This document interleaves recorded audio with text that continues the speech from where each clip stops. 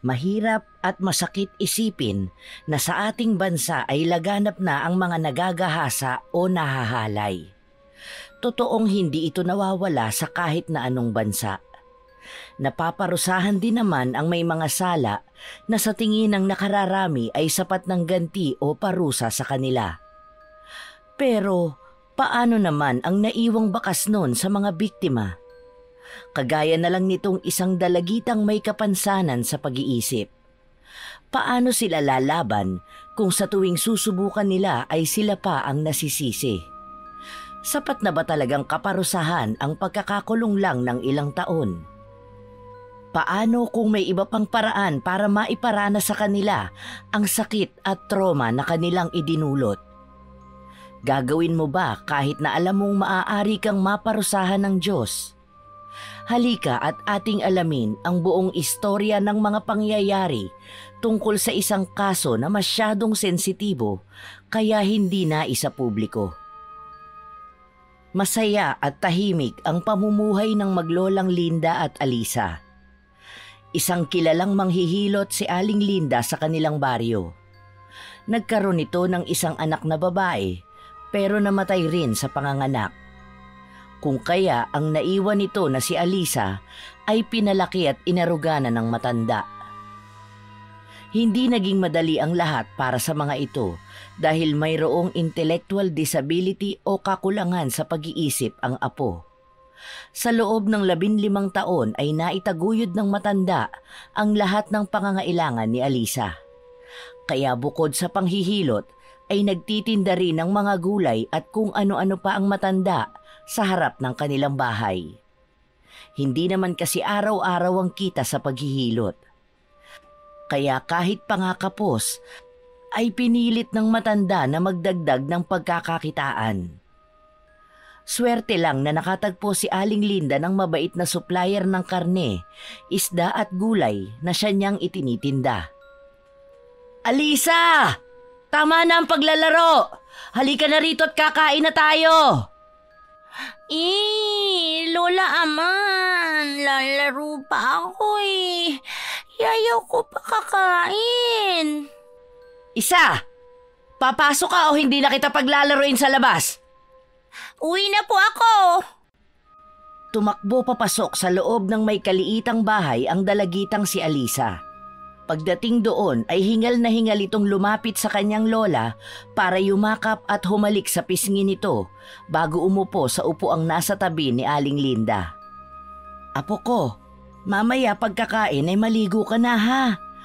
Ang asim mo na at amoy araw pa." Lola man, ano po ulam? "Nagsigang ako ng kaunting baboy." Yung asim-asim? Paborito, Alisa? "Oo, yung paborito mo at ngayon kasing amoy mo na rin." Natawa ng mahina ang matandang si Aling Linda sa nakangusong apo. Tinapik-tapik nito ang ulo ng dalagita bago sinandukan ng kanin. Pumapalakpak pa si Alisa habang tinitignan ang bawat sandok na ginagawa ng kanyang lola. Nang masandukan na nito parehas ang kanilang pinggan, ay maganang pinagsaluhan nila ang sinigang na baboy. Panay pa ang higop ni Alisa ng sabaw na may kasama pang tunog. Kaya kahit na ganon ang kalagayan ng apo ni Aling Linda, ay naiibsan ang lahat ng lungkot at pagod niya. Nang matapos na silang kumain, ay naligo na si Alisa sa banyong nasa likod ng kanilang bahay. Kumakanta-kanta pa ang dalagita. Tuwang-tuwa pa itong nilalagyan ng tubig ang tabo at saka inilalagay sa ulo. Tayo na't maligo, maligo. Sabon, sabon, sabon. Sa kamay at paa. Ligo, ligo, maligo na. "Dalian mo na riyan at patutulugin pa kita bago ako maglabas ng banana Q at turon." Tulon? Gusto, Alisa, tulon! Yay! Tulon, tulon! Lola, tapos na, Alisa! "O edi lumabas ka na riyan." Opo! Hintay mo ako, tulon! Kakain na, Alisa, tulon! Patalon-talon pa ang dalagitang si Alisa pagkalabas niya ng banyo. Nang marating nito ang kusina ay naabutan niya na inaayos na sa bilao ng kanyang lola ang mga nailuto nitong banana Q at turon. Akmang kukuha ron si Alisa nang biglang tapikin ng mahina ni Aling Linda ang kamay ng apo. Alay ko! Sakit kamay, Alisa! Mamaya ka nakakain ng turon kapag natulog ka ng tanghali. Pero gusto na ngayon, Alisa, kain. Lola, ginapo. Huwag matigas ang ulo. Matulog ka na muna. Padabog na naglakad si Alisa papasok ng silid nila ng kanyang lola. Humiga ito sa kama at nakangusong ipinikit ang mga mata. Hindi na namalaya ng dalagita na nakatulog na pala siya.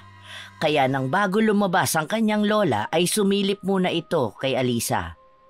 Napangiti ang matanda na natutulog na ang kanyang apo. Naglakad na ang matanda palabas ng kanilang bahay at tinungo ang maliit na kubo-kubo kung saan nakalagay ang mga paninda nito. Ipinatong ng matanda ang dalang bilao sa dulo ng mahabang lamesang gawa sa kawayan. Sa paglipas ng oras ay unti-unting nauubos ang panindang merienda at gulay ng matanda. Pagsapit ng 4:00 ay nakita na ni Aling Linda ang kanyang apong si Alisa na tumatakbo papalapit sa kanya. Lola! Gising na, Alisa! Kain na tulon! Taka lamig-lamig! Teka, ayusin muna natin yung buhok mo. Maya na, Lola. Kain muna tulon, Alisa. Kasi maya dating na Kuya Edwin. Tulong niya po ako ulit dilig halaman. Naku, mas gusto ni Kuya Edwin mo kapag nakaayos yung buhok mo para hindi ka naman nila tawaging bruha. Sige na nga. Basta, Lola, gusto Alisa 2 tali dito gilid. Tapos libon-libon. Para ganda na ulit, Alisa. Sinuklay ni Aling Linda ang mahabang itim na buhok ng apo. Hinati nito sa 2 ang buhok bago itinali. Nang matapos yon ay itinali naman ng matandang babae ang pulang ribon. Pagkatapos maayos ang buhok ni Alisa ay kumain na ito ng turon at uminom na ng palamig. Halos patapos na ang dalagita nang may isang binata ang lumapit kay Aling Linda at nagmano. Mano po, Lola Linda. Kaawaan ka ng Diyos, anak. Sasamahan mo na naman palang magdilig si Alisa? Opo, Lola Linda. Para po mabantayan ko rin ang kababata ko. Salamat sa laging pagtingin-tingin kay Alisa, ha. Alam mo naman ang batang yan, lalo na kapag sinumpong. Ngumiti lang ang binata sa sinabi ng matandang babae bago nagpaalam na mag-iigib na siya ng pangdilig na gagamitin ng dalagitang kaibigan. Magkasabay na nagpunta roon ang 2 magkaibigan. Pagdating sa poso ay kaagad na nagbomba si Edwin para sa gagamitin ni Alisa sa pagdidilig. Kada puno ng binata sa timba ay binubuhat niya yon at inilalagay sa tabi ng dalagita. Nasa kalagitnaan na sila ng pagdidilig sa halaman nang matanawan ng binata ang isang lalaking nakatayo, hindi kalayuan sa kanila. Hindi na sana niya papansinin yon at ipagpapatuloy na lang ang pagbobomba ng tubig. Pero may napansin siyang kakaiba sa tingin ng lalaki. Sinundan niya ang tinitignan nito at napagtantong nakatitig ito sa dalagitang nakabestida ng manipis. Kung kaya tinawag niya si Alisa. Mabilis namang lumapit ito. Napansin ni Edwin na basa ang harapang bahagi ng bestidang suot ni Alisa at nakabakat doon ang bra ng babae. Kaya walang pag-aalinlangang hinubad niya ang kanyang t-shirt at ipinasusuot yon sa kaibigan. Bakit? Ayaw, Alisa. Baho yan eh. Amoy pawis. Takaganda-ganda naman bestida ko eh. Bili namin to, Lola. Basa ka na eh. Ang mabuti pa'y pumasok ka na sa bahay niyo at magpalit. Yayaw ko. Ito gusto ko suot. Ganda-ganda eh. Isuot mo na lang pala tong t-shirt ko para hindi mo natanggal magandang bestida mo, ha? Tapos punta na tayo kay Lola Linda at bukas na lang ulit tayo magdidilig. Sige na nga.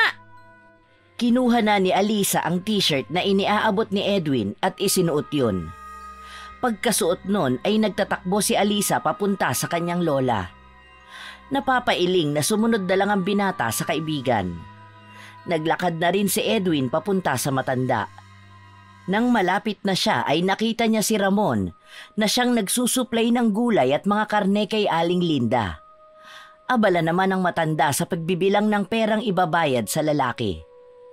Kumunot ang noo ng binata nang mapansing titig na titig ito sa dalagitang nakaupo sa mahabang upuang kahoy habang pinaglalaroan ng laylayan ng kanyang bestida.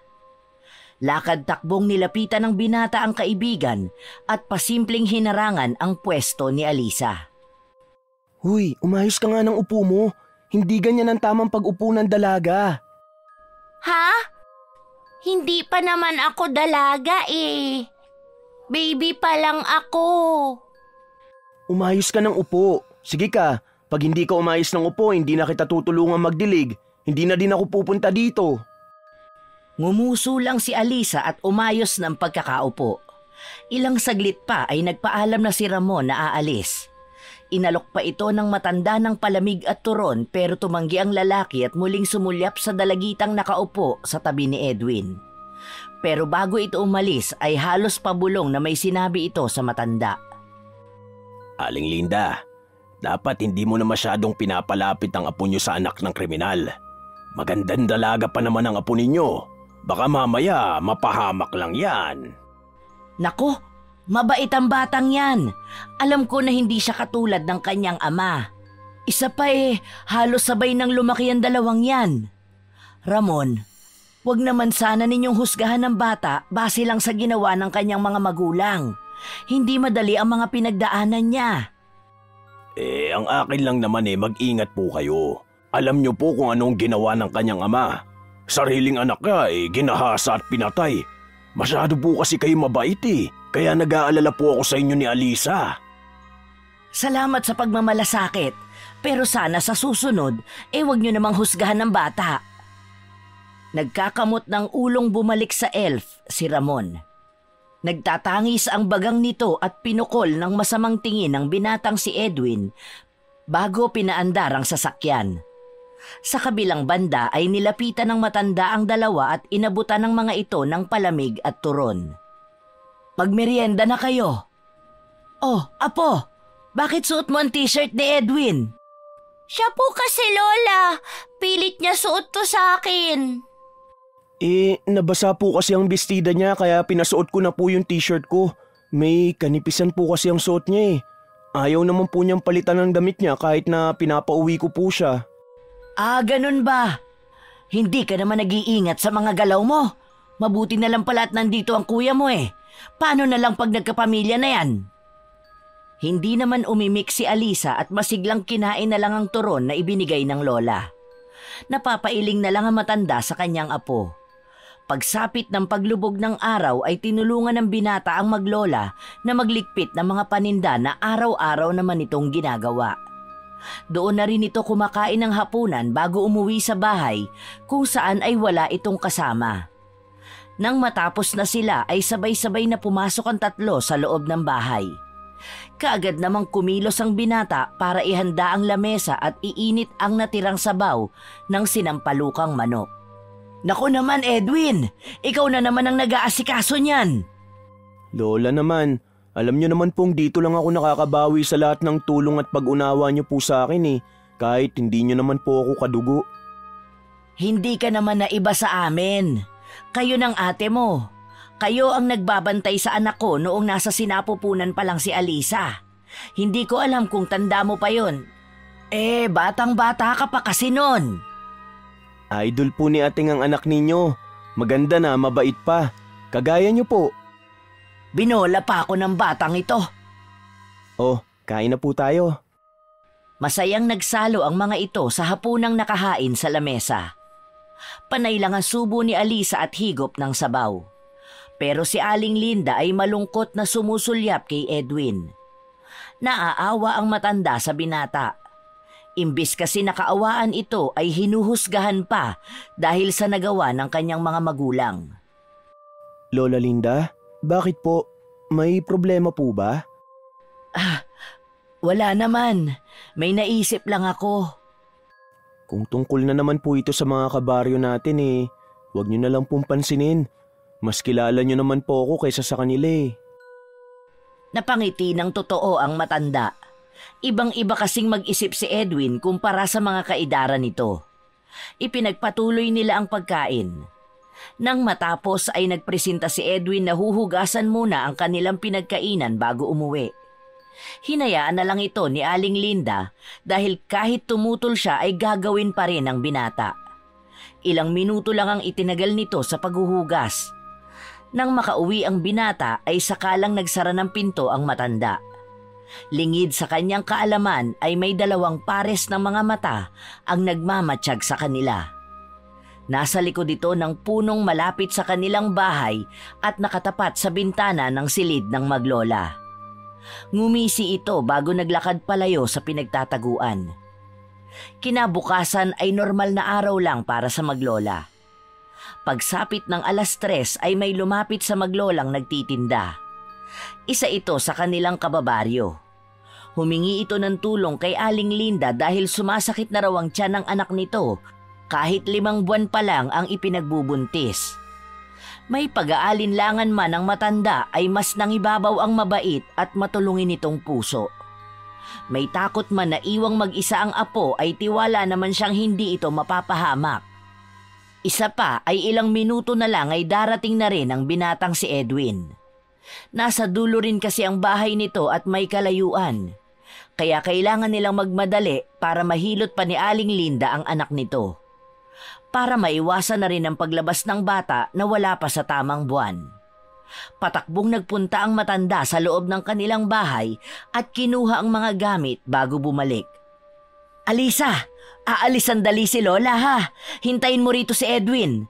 Pagdating niya, ubusin niyo lang ang palamig at lumpiang gulay. Tapos magsara na rin kayo at hintayin niyo na lang ako sa loob ng bahay." Opo. Bait Alisa, tinda-tinda lumpia. Hintay Kuya Edwin. "Sige, ibibili na lang din kita kay Aling Cora." Bye-bye po, Lola. Bye-bye. Ngumiti lang si Aling Linda bago umalis kasama ang humihingi ng tulong. Naiwan naman si Alisa na kumakanta-kanta pa. Humihinto lang ito kapag may bibili. Karamihan ng bumibili sa kanya ay mga bata at mga lalaki. Ilang minuto pa ang lumipas ay biglang dumating ang isang pulis. "Alisa, mukhang mag-isa ka ngayon ah." Opo, alis Lola kasi may punta rito kanina babae. Hingi tulong kasi wawa raw anak niya. Yung alalay mo. Kuya Edwin? Hindi ko alalay Kuya Edwin. Friend ko siya, friend. Bait-bait pa, lagi ako tulong Kuya Edwin. Ito na lang ang paninda mo? Bilhin ko na lahat para maubos na. Talaga po, Manong Pulis? Ang galing-galing Alisa, ubos na ang paninda. Yay! Pag-abot ng bayad ni Arman ay tatalikuran na sana ito ni Alisa para ipasok ang bilaong wala ng laman, pero pinigilan ito ng lalaki. Nagalok ito na siya na lang ang magbibitbit ng bilao basta samahan siya ni Alisa sa loob para maituro nito ang paglalagyan ng bilao. Ano ba yan? Tanda-tanda mo na, hindi mo pa alam. Oo nga eh, kaya samahan mo na ako. Di ba pulis ikaw? Dapat, runong ka na. Sige na nga Manong Pulis. Naunang lumakad si Alisa papunta sa kanilang bahay. Kasunod nito ang may malaking ngisi na pulis. Pagdating sa loob ay itinuturo ng dalagita rito kung saan ilalagay ang bilao. Pero hindi yon ang ginawa ng lalaki. Bigla nitong isinara ang pinto at inilak yon. Dahil inosente si Alisa, ay hindi niya alam ang dahilan nito at kung anuman ang masamang binabalak nito. Bakit mo pasara pinto? Baka may kuha paninda ko. May bad kasi labas kaya sinara ko. Baka makapasok eh. Pulis ikaw kaya huli mo siya, di ba? Oo, huli ko siya. Pero dapat tago muna tayo para hindi niya tayo kita. Saka huwag kang maingay para hindi niya tayo kita. Itinaas ng inosenteng si Alisa ang kanyang hintuturo papunta sa kanyang labi bilang senyas na huwag silang maingay. Kinuha namang pagkakataon yun ni Arman para igiya ang dalagita sa silid na naroroon. Pagkapasok nila ay itinulak nito si Alisa sa papag. Dumaing naman si Alisa dahil sa pagtama ng kanyang katawan sa higaang gawa sa kawayan. Alay ko! Bakit mo po ako tulak? Bad po yun! Hindi sumagot si Arman. Bagkus ay para itong hayok na hayop na bigla na lang sinunggaban ng dalagita. Nabigla si Alisa at nagpumiglas na ikinainis naman ng lalaki. Manahimik ka. Magugustuhan mo din tong gagawin natin. Kaya huwag ka nang pumalag. Yayaw! Yayaw ko! Bigat-bigat mo! Alis! Sa inis ng lalaki ay hinawakan nito ang magkabilang pisngi ng dalagita at idiniin ang mga daliri niya. Yun naman ang naging dahilan ng mas lalong pagpipiglas ni Alisa. Sinamahan niya pa ng malakas na pag-iyak. Sa pagkataranta ay sinikmuraan nito si Alisa dahilan ng pamimilipit nito. Kinuhang pagkakataon yon ni Arman para hablutin ang manipis na telang nakatakip sa maselang bahagi ng dalagita. Nang mapunit yun ay parang asong ulol na naglalaway ang lalaking pulis sa kanyang nakikita. Habang si Alisa naman ay sinubukan pang sipain ng lalaki, pero dahil sa nanghihina ay hindi man lang ito natinag. Wala ka nang magagawa. Magiging akin ka. Ito ang tatandaan mo. Sa oras na isuplong mo ko ay sisiguraduhin kung papatayin ko ang Lola Linda mo at si Edwin. Naiintindihan mo ba? Wag po! Bad po kayo! Bad po kayo! Awa po kayo, Alisa! Awa, Alisa!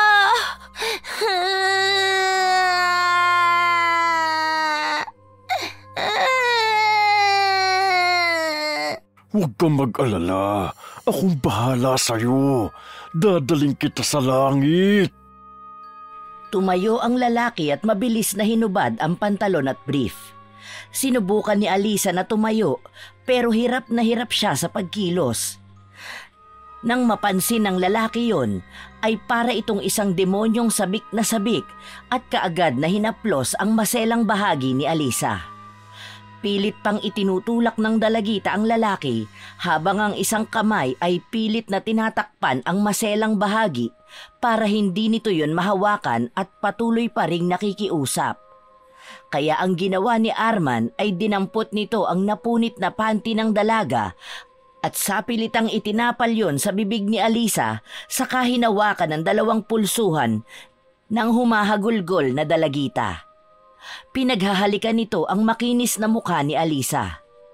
Iniikot naman ng dalagita ang kanyang ulo para iwasan ito. Pero walang pakialam ang lalaki at patuloy lang siyang hinahalik-halikan. Nang madako ang bibig nito sa leeg ni Alisa ay hindi nito napigilang singhut-singhutin yon. Hindi pa nakontento ang lalaki at kinagat-kagat pa ang balat ng dalaga. Panay ungol lang ang nagagawa ni Alisa dahil sa nakatapal sa kanyang bibig. Pero nanlaki na lang ang luhaang mata ng dalagita nang may kung anong tumusok sa kanyang maselang bahagi. Nanginig sa sakit ang dalagita. Hindi nito malaman kung saan ipapaling ang ulo dahil sa sakit na parang may napupunit doon. Pero talagang demonyo si Arman. Dahil imbis na ihinto nito ang ginagawa sa babae, ay pabigla pa nitong ipinasok ang kanyang sandata sa loob ni Alisa. Halos panawa naman ang uliratang dalagita dahil doon. Sarap na sarap sa paglabas-masok ng sandata nito si Arman, habang si Alisa naman ay naghahalo na ang luha at sipon. Ilang ulit pang ginawa yun ng lalaking pulis sa dalagitang lupaypay na. Nang mapalingon nito sa may gawin ng bintana, nakita nito si Ramon na nakatayo sa labas. Namutla ang pulis dahil may nakasaksi sa kanyang ginawa. Bigla itong napatayo at pumunta sa may bintana. SPO, mukhang masarap yung merienda mo ah. Gusto mo ba tikman? Tatanggihan ba kita? Alam mo namang matagal ko nang pinagnanasaan yan eh. Nagtawanan ng dalawang lalaki sa kanilang nagiging pag-uusap. Dahil doon ay napabalikwas si Alisa at nabalik sa wisyo. Masakit man ang maselang bahagi ng kanyang katawan, ay sinubukang gumapang pababa ng dalagita. Pero maaga pang dalawang lalaki.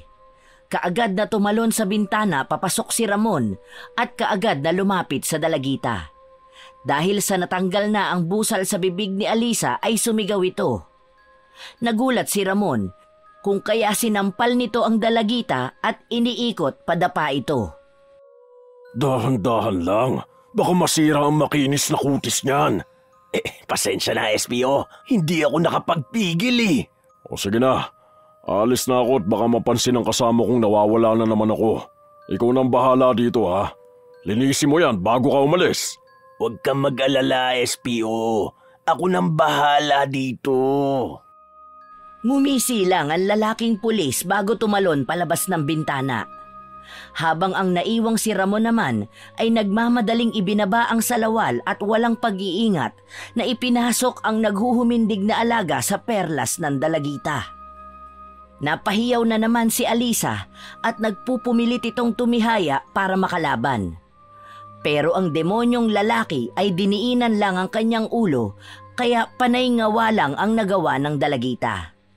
Nang matapos ang lalaki ay kaagad itong nagbihis bago muling sinuutan ng damit ang hubad na dalagitang nakatulalang lumuluha. Inayos pa ni Ramon ang buhok nitong nagulo at saka hinalikan ng dalagita sa kanyang labi bago tumalon paalis doon. Habang sa labas naman, kung nasaan ang mga paninda ng maglola ay dumating si Edwin. Nagtataka pa ang binata kung bakit walang bantay doon. Luminga-linga ang binata. Nang makita ang isa sa kapitbahay nila ay kaagad nitong tinanong kung nakita ba nito si Alisa. Tumango naman ang kausap ni Edwin at sinabing nakita nitong pumasok si Alisa sa loob ng bahay nila. Nagpasalamat lang ang binata at patakbong pumunta roon. Hindi maintindihan ng binata kung bakit, pero may kakaibang kaba sa kanyang dibdib. Alisa! Alisa, nasan ka? Alisa! Bubuksan na sana ni Edwin ang pinto pero napagtanto niyang nakalak yun. Ang kabang nararamdaman nito ay dumoble. Napatakbo papunta sa may gilid si Edwin kung saan ay naroon ang bintana sa silid nila Aling Linda. Nang malapit na siya sa may bintana ay parang huminto ang kanyang mundo. Kitang-kita niya ang paglabas mula roon ni Ramon. Susubukan pa sana niyang habulin ng lalaki pero sa sulok ng mata niya ay nakita niya ang kaibigang nakatulalang umiiyak. Ibinagsak ng binata ang bag at mabilis na sumampa papasok sa bintana para puntahan ang kaibigan. Alisa! Anong ginawa niya sa'yo? Hindi umiimik si Alisa. Kahit ang tumingin sa binata ay hindi nito magawa. Nang mapansin ni Edwin ang bakas ng dugo sa sapin ng higaan, ay nagkaroon na siya ng ideya kung ano ang nangyari. Napaluhod ang binata. Para itong binagsakan ng langit at lupa. Galit na sumigaw si Edwin. Hayop ka, Ramon! Hayop ka! Bakit si Alisa? Bakit? Doon naman parang natauhan si Alisa at dahan-dahang lumapit sa binatang nakaluhod. Masakit man ang katawan ay nagawa pa ring makalapit ng dalagita at saka yumakap sa likod ni Edwin at saka humagulgol. Ilang sandali pa ay bigla na lang bumagsak si Alisa. Nawalan ito ng malay. Nataranta ang binatang si Edwin.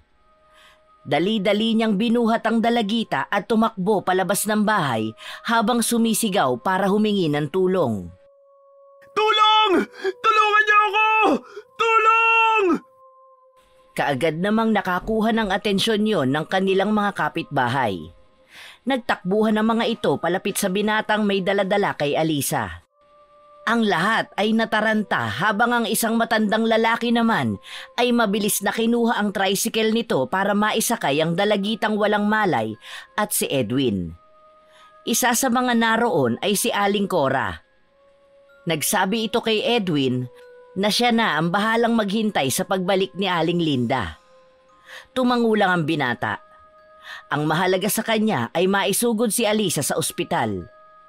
Pagsakay sa tricycle ay nagulat si Edwin nang mapansing maraming dugo ang umaagos mula sa maselang bahagi ng dalagita. Mang Kanor, pakibilisan po! Dinudugo po si Alisa! Sinunod naman yon ng matanda. Dahil may kalayuan ng ospital ay panayandasal ng binata. Paglipas ng mahigit kalahating oras ay narating din nila ang ospital. Kaagad na sinalubong naman sila ng mga naroon. Pagpasok sa loob ay may isang lumapit na may tulak-tulak na hospital bed. Ipinalagay sa binata ang buhat nitong dalaga sa higaan at kaagad namang inasikaso ng mga nurse at doktor. Habang sa baryo naman nila ay magdidilim na nang makauwi si Aling Linda. Kaagad na binalita rito ni Aling Cora ang nangyari. Nataranta naman ang matanda at kaagad na kumausap ng aarkilahing masasakyan papunta sa ospital. Pero walang kahit isa ang pumayag. Takot ang mga itong bumiyahe palabas ng baryo paggabi na. May lugar kasi sa kanila na ginagawang tapunan ng patay at napapabalita pang maraming kinukuha ang daan na yon. Pero wala namang pagpipilian ng mga ito kundi daanan yon dahil yun lang ang daan palabas at papasok sa kanila. Nawawalan na ng pag-asa ang matandang manghihilot nang biglang napadaan ng mabagal na elf ng mga pulis.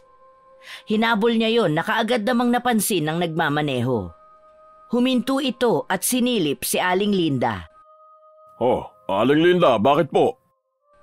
Sir, tulungan mo ko. Isinugod raw sa ospital ang aking apo. Ganun po ba, Aling Linda? Sakay na po kayo at ihahatid ko kayo sa ospital. Naku, salamat naman.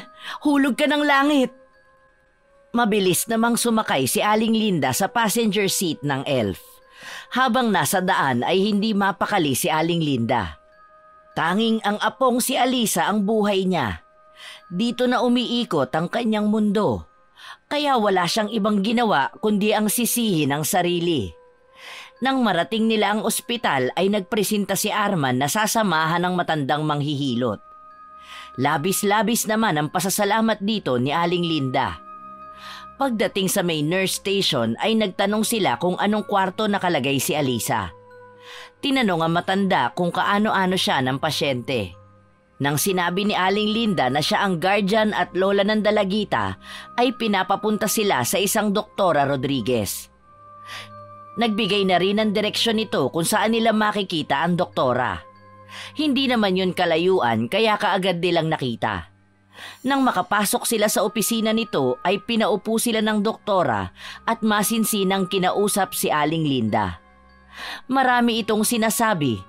Pero iisa lang ang naiintindihan ng matanda. Ano? Na-rape ang apo ko? Paano? Sino naman ang walang pusong gagawa nun sa pobre kong apo? Tahan na po, Aling Linda. Huwag po kayong mag-alala at tutulong ako sa pagtugis sa gumawa nun sa apo mo. Pangako po yan.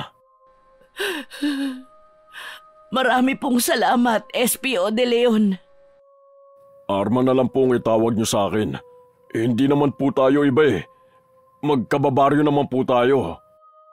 Tumangu-tangu lang si Aling Linda. Matapos yun ay nag-usap ang tatlo tungkol sa nakita ng doktora kay Alisa. May posibilidad itong magkaroon ng selective memory loss dala ng trauma sa dinanas nito. At ayon sa doktor, ito raw ang worst case scenario.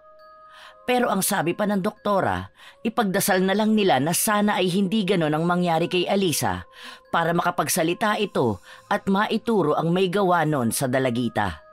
Pagkatapos makausap ng doktora sina Aling Linda at Arman, ay nagtungo na sila sa ward kung saan dinala si Alisa. Dinatnan nilang natutulog si Alisa sa hospital bed habang si Edwin naman ay nakayukyok sa gilid nito. Suot pa ng binata ang uniforming may bahid ng dugo. Naiiyak na nilapitan ni Aling Linda ang mga ito. Nanatili namang nakadistansya si Arman. Paglapit ni Aling Linda ay tinapik nito ang balikat ni Edwin. Nagising naman ang binata at kaagad itong tumayo para yumakap naman kaagad sa matanda. Nag-iyakan ang dalawa pero pinatatag ni Aling Linda ang kanyang loob para sa apo. Habang si Edwin naman ay panay ang hingi ng tawad sa matandang tumanggap sa kanya. Patawad po, Lola Linda. Hindi ko natupad ang pangako kung poprotektahan ko si Alisa. Kung mas maaga lang po sana ako umuwi, baka hindi nangyari to sa kanya. Patawad po! Ano ba namang sinasabi mong bata ka? Wala kang kasalanan. Walang may gusto sa nangyari, kaya huwag mong sisihin ang iyong sarili. Kilala ko po kung sino may gawa nito sa kanya. Kitang-kita kong hayop na yun na lumabas sa bintana ng kwarto po ninyo. Sino? Sabihin mo sa akin kung sinong may gawa. Si Ramon ho! Si Ramon ang gumawa nito kay Alisa! Sa lakas ng boses ni Edwin ay narinig yon ni Arman. Kaya lumapit ito at nakinig sa pinag-uusapan ng dalawa. Nakahinga ng maluwag si Arman pagkatapos marinig ang mga sinabi ni Edwin na tanging si Ramon lang ang nakita nito. Edwin, maaari ba kitang isama sa presinto para makapag-file tayo ng kaso sa lalaking yon? Opo, SPO. Para po kay Alisa, lahat gagawin ko. Mag-iingat kayo. Lalaban tayo, kaya wag mo nang sisihin ang sarili mo. Ngumiti si Edwin kay Aling Linda at muling yumakap dito. Bago umalis ay pumunta pa ito sa gilid ni Alisa at nagsabing babalik din ito kahit pa nga batid nitong hindi siya naririnig ng dalaga. Pagkatapos nun ay sumama na ang binata kay Arman sa police station. Ang naiwan namang matanda ay lumapit sa kanyang apong mahimbing pa rin ang tulog. Oras pa ang lumipas bago nagkamalay muli si Alisa. Bigla na lang itong nagsisigaw. Pilit naman itong pinapakalma ni Aling Linda. Apo! Apo ko! Si Lola Linda mo ito! Dok! Dok! May isang nurse namang lumapit sa maglola. May kinuha itong hiringgilya na may likido at itinurok yon sa IV na nakakabit sa dalagita. Unti-unti ay kumalma na si Alisa. Lola Linda, sakit-sakit. Away-away nila ako. Oo, Apo. Alam ni Lola. Huwag ka nang mag-alala at sisiguraduhin nating mananagot ang nanakit sa'yo. Kuya Edwin! Saan Kuya Edwin? Nasa presinto na siya, Apo.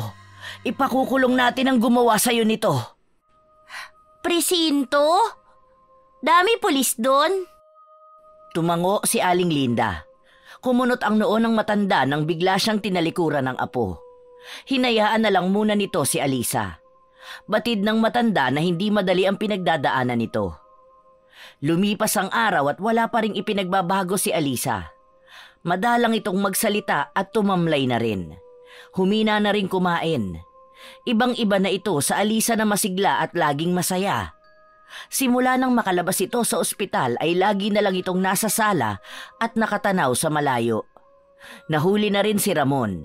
Hindi na sila umabot pa sa korte dahil umamin ang lalaki sa ginawa nito sa dalagita. Tuwang-tuwa pa nga ito habang kinukwento kung paano niya hinalay si Alisa.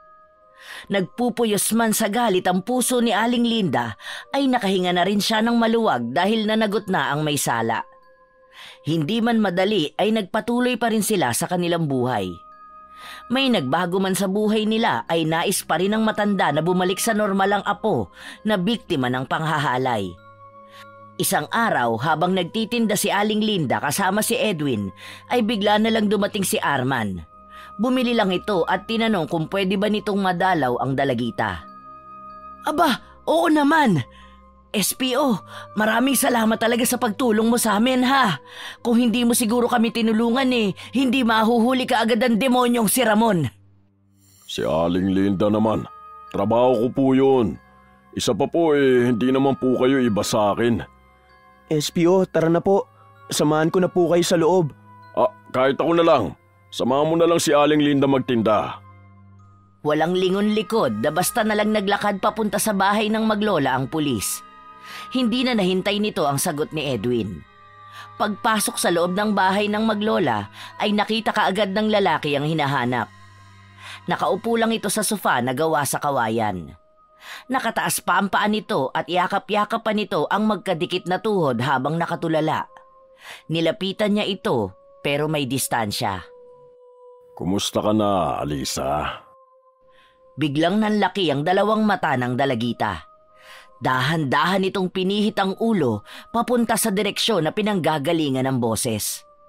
Nang makita si Arman ay mabilis na sumiksik si Alisa sa pinakadulo ng sofa. Nanginginig ito sa takot. Napangisi naman si Arman sa nasasaksihan. Namiss mo ba ako? Kasi ako miss na kita eh. Huwag ikaw lapit! Bad ka eh! Monster ka! Ipapaalala ko lang sa'yo, sa oras na magsalita ka tungkol sa ginawa ko sa'yo, papatayin ko ang lola mo at si Edwin. Isa pa, alam ko namang nasarapan ka naman sa ginawa ko sa'yo eh. Hindi nakasagot si Alisa. Nanginginig lang itong nakasiksik sa pinakadulo ng sofa habang lumuluha. Mahinang tumawa si Arman at sumisinghot-singhot pa palapit sa kanya. Pero hindi ito tuluyang lumapit sa natatakot na dalagita. Napakabang mo talaga. Hanggang dito'y naamoy ko pa rin ang nakakahalina mong amoy. Parang gusto ko ulit mahaplos ang malambot at makinis mong balat.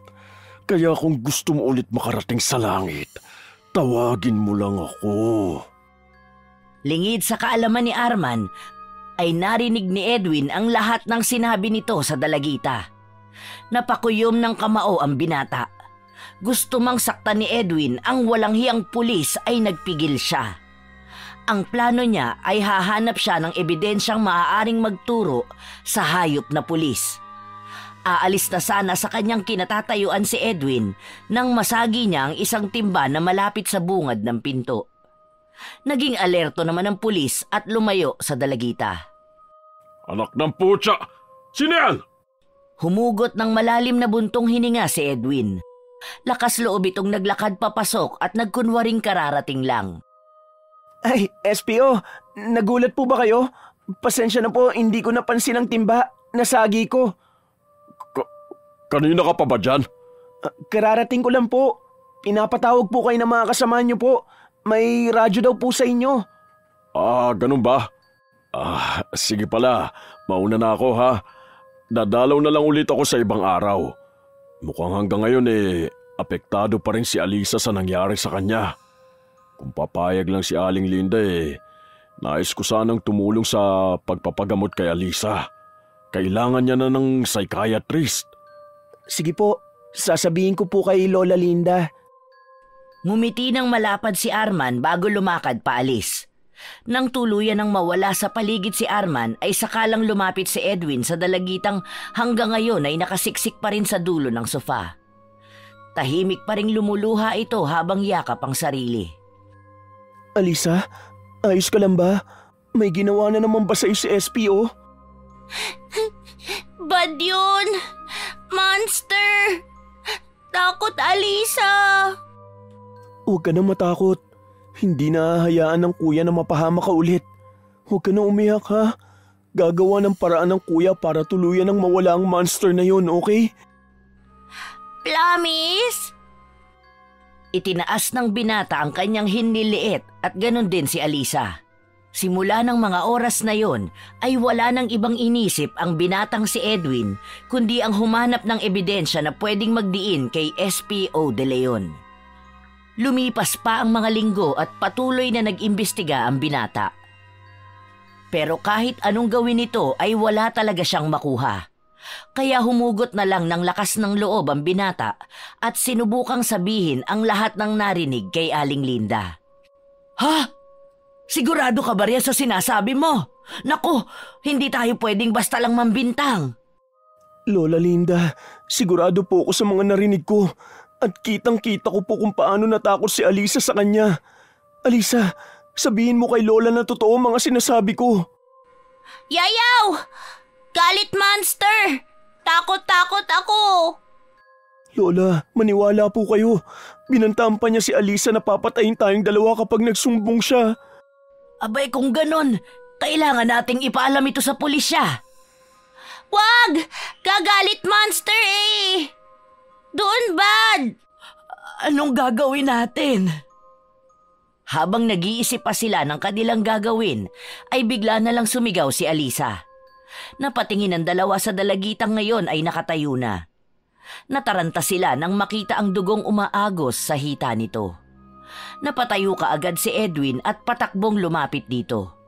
Pero bago pa man siya makalapit ay biglang bumagsak si Alisa. Swerte lang na nasalo ng papalapit na binata ang ulo nito. Kaagad na isinugod nila ang dalagita sa ospital. Doon ay napag-alaman nilang nagdadalang tao si Alisa. Masakit mang isipin ay tinanggap na lang yon ni Aling Linda. Hindi nga lang alam ng matanda kung paano yon haharapin ng apo. Edwin, umuwi ka na muna sa atin.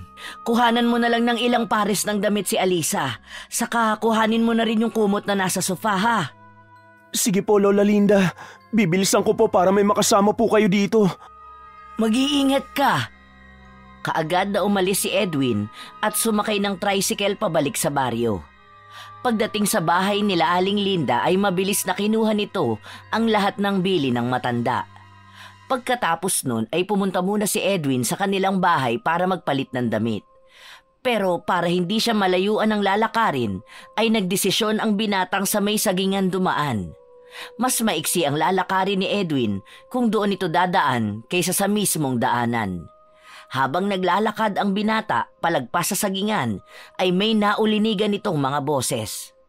Maingat na hinanap ng binata ang pinanggagalingan nun. Hindi naman ito nabigong makita yon.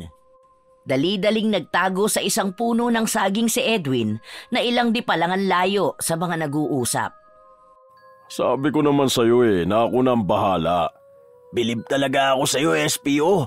Saan ka naman nakakita ng preso na nakakalabas kapag gusto? Di ikaw. Siyempre, sa tulong at kapangyarihan mo. Sabay na nagtawanan ng malakas ang dalawa. Habang si Edwin naman ay aalis na sana nang mapalingon si Ramon sa gawin ng binata. Lintik, may tao dun. Habulin mo. Wala dapat makalam ng ginagawa natin. Nang makita ni Edwin ang paghakbang ni Ramon ay mabilis na tumakbo ang binata. Walang direksyon ang kanyang paa. Ang tanging alam lang niya ay kailangan niyang matakasan ang mga demonyong humahabol sa kanya. Ilang minuto na rin silang naghahabulan nang matanawan ng binata ang bahay nila. Tumakbo siya kaagad doon, pero hindi pa man siya nakakalapit sa bahay ay pinaulanan na ni Arman ng bala ang binata. Swerte namang walang tumamang bala rito. Kung kaya ipinagpatuloy niya ang kanyang pagtakbo hanggang sa makapasok na siya sa loob ng bahay. Dali-daling naghanap ng papel at bolpen ng binata. Batid nitong kapag hindi siya nakatakas ay paniguradong katapusan na niya. Nang makita ang bolpen at papel ay kaagad na nagsulat ang binata tungkol sa narinig nitong usapan nila Ramon at Arman. Kahit pa nga nanginginig ang mga kamay nito. Inilagay pa ng binata sa dulo ng sulat na kung makita na ni Aling Linda ang sulat ay paniguradong patay na siya. Itinupiyo ng maliit ni Edwin at inilagay sa bulsa ng damit ni Alisa. Lalabas na sana ng bahay na yon ang binata nang marinig niya ang malakas na sigaw ni Arman. Bata, kung ako sa iyo ay magtatago na ako sa palda ng nanay ko. Dahil oras na makita kita, sisiguraduhin kong tatama na ang sunod na balang pakakawalan ko. Ha! Wala namang nanay yan eh. Paano makakapagtago sa palda ng nanay niya? Alam mo ang mabuti mong gawin. Umikot ka sa likod para wala ng kawalayan. Sinunod naman yon ng lalaki. Habang ang binatang hinahanap nila ay naguguluhan na sa loob ng bahay. Hindi na nito malaman ang gagawin. Kung mamamatay din naman ako, mabuti pang lumaban na lang. Habang ang mga walang kamalay-malay sa ospital na sina Alisa at Aling Linda ay patuloy pa ring naghihintay sa pagbabalik ni Edwin. Lumipas pa ang oras at nakadama na si Aling Linda ng kakaibang kaba. Nasaan ka na bang bata ka? Lola, wala pa rin pa ba Kuya Edwin? Takot na Alisa kasi baka punta monster dito. Hindi pa apo pero nandito na rin yun maya-maya. Huwag ka na ring matakot kasi narito naman ang lola Pero, Lucky Monster, lakas pa. Nag-aalala man ang matanda ay wala naman itong magawa dahil kahit gusto nitong sundan ng binata ay wala namang maiiwan kay Alisa. Lumalim na ang gabi pero wala pa ring Edwin na bumabalik. Hindi na rin namalaya ng matanda na nakatulog na pala siya. Kinabukasan ay naalimpungatan si Aling Linda nang may kumalabit sa kanya. Nang idilat niya ang kanyang mga mata ay nakita niya si Cora. Malungkot ang mukha nitong nakatitig sa matanda. Mabuti naman at napadalaw ka. Maupo ka muna, Cora. Yumakap ang matandang si Cora kay Aling Linda at umiyak ito at sa pagitan ng paghikbi nito ay ibinalita nito sa kaibigan na wala na si Edwin. Natagpuan umano itong patay sa loob ng bahay. Ang tinitingnang motibo ay pagnanakaw. Cora, hindi ako naniniwalang pagnanakaw ang motibo. Ano naman ang nanakawin nila sa bahay ni Edwin Wala namang gamit ang bata na maaaring maibenta. May hinala na ako sa nangyari. Cora, pwede mo bang bantayan muna si Alisa? Tumango si Cora bilang pagsang-ayon. Pakiusap ko lang, wag mo munang banggitin kay Alisa ang nangyari kay Edwin. Hindi naman ito tumutol.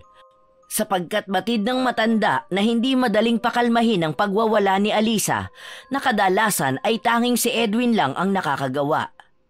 Lumakad na palabas ng ospital si Aling Linda at tinungo ang baryo kung saan sila nakatira. Pagkatapos ng ilang minutong biyahe ay narating na ng matanda ang kanilang baryo. Pero imbes na dumiretso ito sa kanilang bahay ay nagpunta ito sa bahay ni Edwin. Wala na ang mga pulis doon, pero may dilaw na harang na ang buong bahay. Luminga-linga muna si Aling Linda bago tumalilis papasok sa bahay ni Edwin.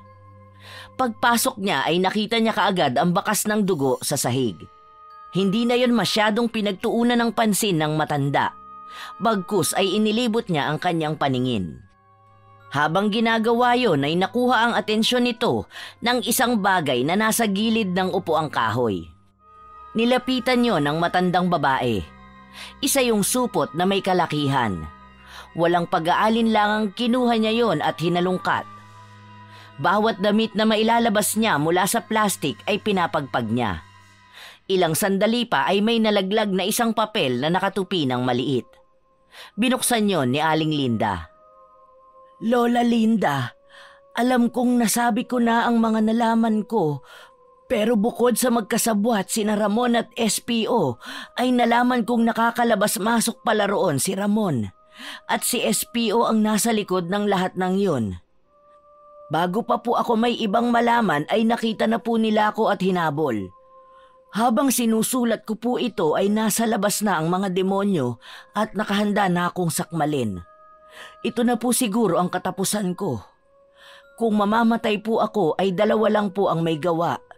Yun po ay ang dalawang demonyo na gumahasa kay Alisa. Edwin. Napahawak sa kanyang dibdib si Aling Linda. Bumuntong hininga ang matandang manghihilot at ibinulsa ang sulat ng binatang pinatay. Nang hihina ang pakiramdam na bumalik sa ospital ang matanda. Habang nasa daan ay iniisip na ng matanda kung paano sasabihin sa apo ang pagkawala ng nag-iisang kaibigan nito. Pagdating sa ospital ay mabagal na naglakad si Aling Linda papunta sa ward na kinalalagyan ni Alisa. Nang marating ang kinalalagyan ng apo ay nagtatakang may mga nurse doon. Nagtatakang lumapit ang matandang babae. Anong nangyari? Cora! Cora! Mula sa ilang nurse na nandoon ay biglang lumitaw si Cora na punong-puno ng sugat ang braso at mukha. Nagkakagulo pala roon at ginagamot si Aling Cora. Magtatanong pa lang sana ang matandang manghihilot pero sinabi na ng kapitbahay ang nangyari habang wala siya. Ayon sa matandang si Aling Cora ay nanggaling doon si SPO De Leon at ibinalita kay Alisa ang pagkamatay ng kaibigang si Edwin. Nagkiskisa ng mga ngipin ni Aling Linda sa galit sa pulis. Pero mas nadagdagan yon nang sabihin ni Aling Cora na pinagsusuntok ni Alisa ang sarili nitong tiyan. Nang inawat daw niya ay bigla na lang nagwala at pinagkakalmot siya. Pero Hindi nananakit ang apo ko, Cora. Alam mo yan. Saksi ka sa paglaki niya. Kahit kailan ay hindi pa nangyari yon. Ilang araw na ganon ang nangyayari kay Alisa. Sa tuwing magigising ito ay nagtatakang tumatakbo palabas ang dalagita. Panay din ang iyak nito habang tinatawag ang pangalan ni Edwin. Hindi na nakayanan ni Aling Linda ang mga nangyayari. Isang araw ng Sabado ay nagdesisyon ang matandang manghihilot na puntahan sa kulungan si Ramon. Dala ang turon na madalas niyang itinitinda nung buhay pa si Edwin at nung hindi pa ganoon ang kanyang apo. Oh, akala ko niloloko lang ako ng bantay eh.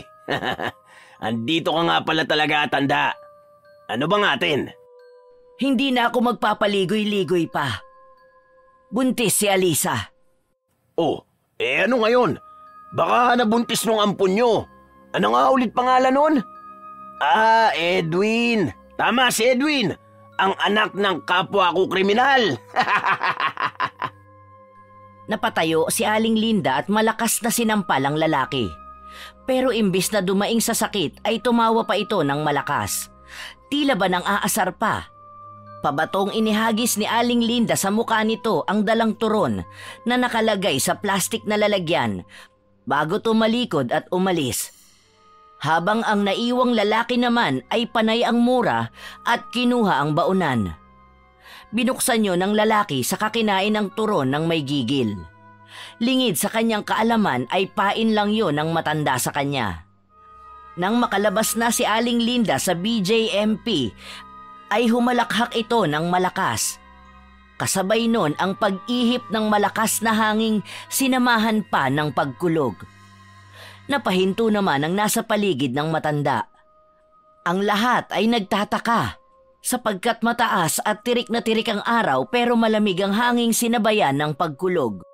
Nang sumapit ang gabi ay tanging liwanag lang na nanggagaling sa mga kandila ang makikita sa loob ng bahay ni Aling Linda.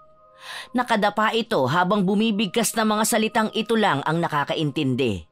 Ilang saglit pa ay umupo habang nakapikit ito at itinaas ang dalawang kamay. Nagpatuloy ang matandang manghihilot sa pagbigkas ng dasal na tila nakakaapekto sa klima ng gabing yon. Malakas na ulan, kulog at mabababang kidlat ang maririnig at makikita sa buong baryo nila.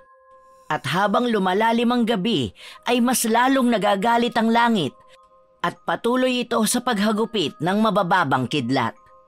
Ilang oras ding inabot ang ginagawa ni Aling Linda bago ito tumayo at lumapit sa isang baul na nasa ibabaw ng lamisita sa sala.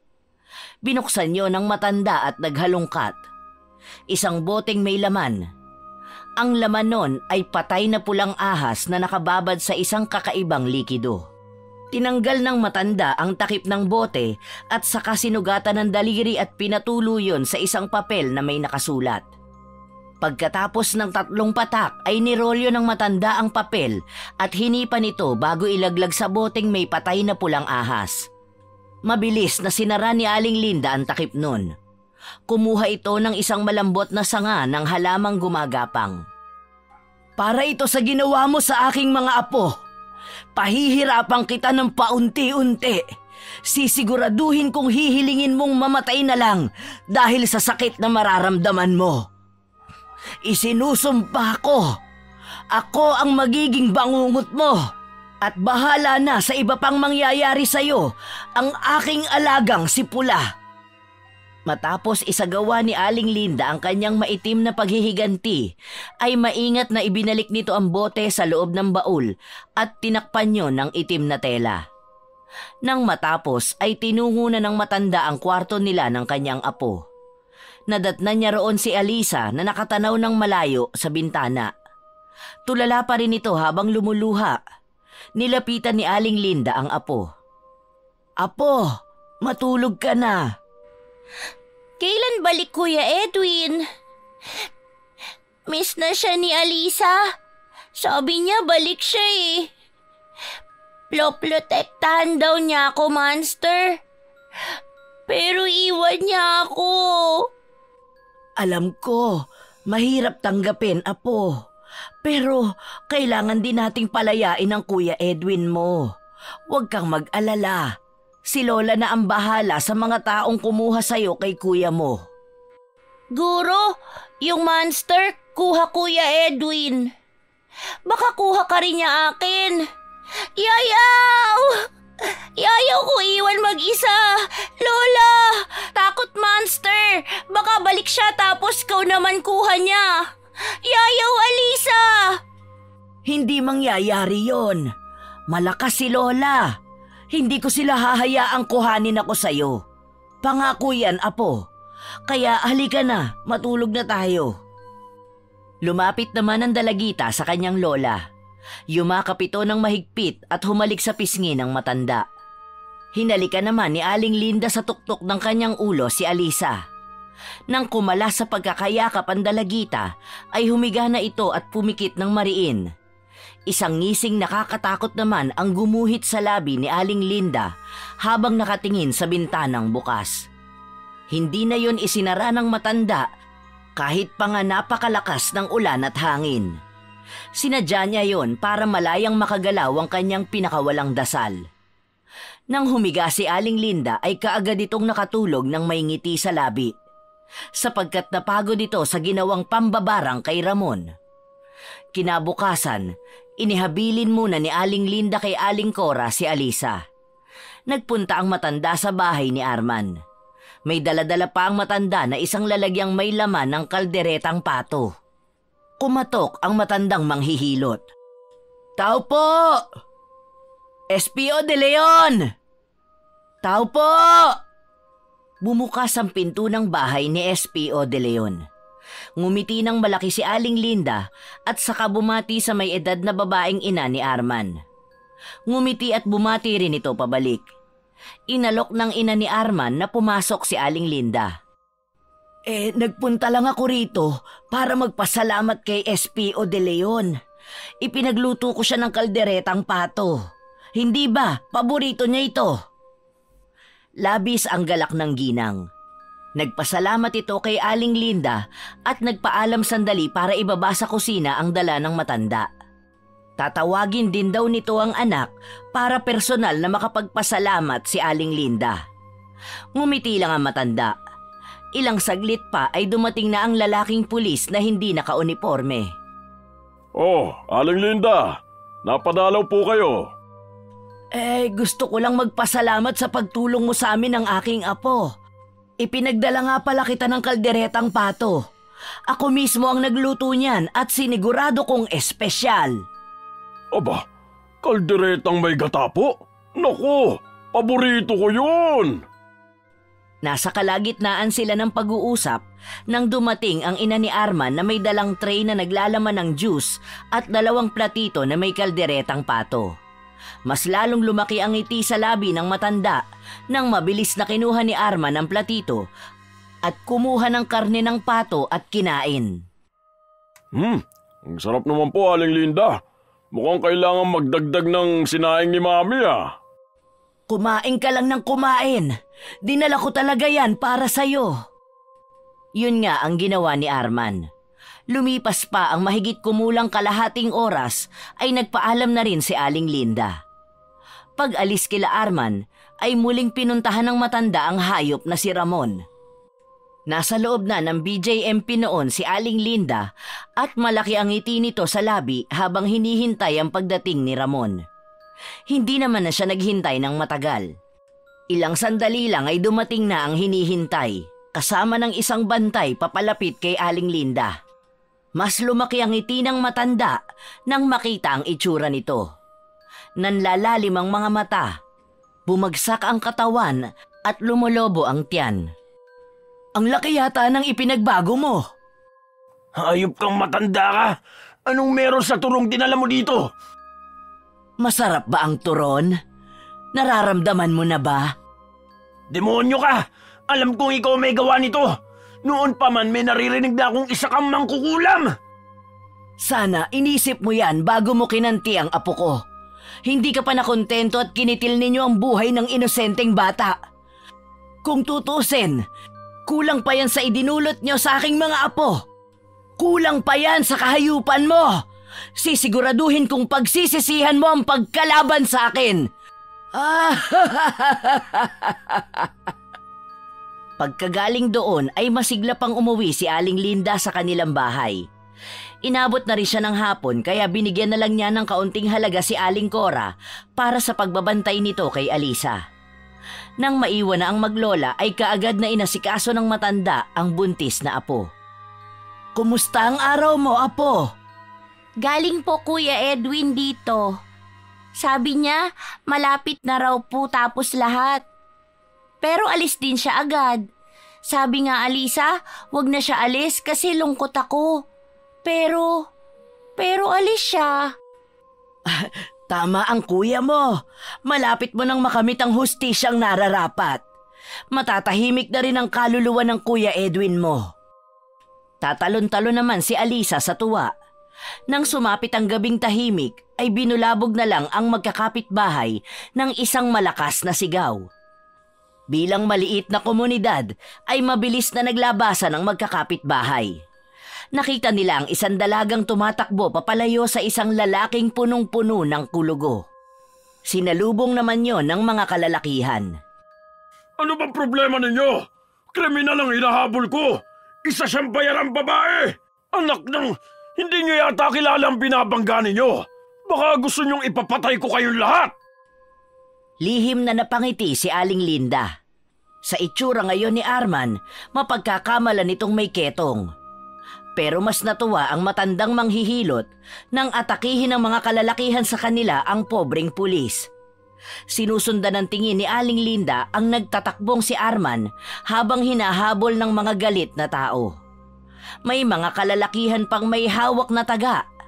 Ang isa pa nga sa mga yon, iwinasiwas kay Arman ang armas. Ilang di pa man ang layo ay batid ng matanda na nadaplisan ng lalaki.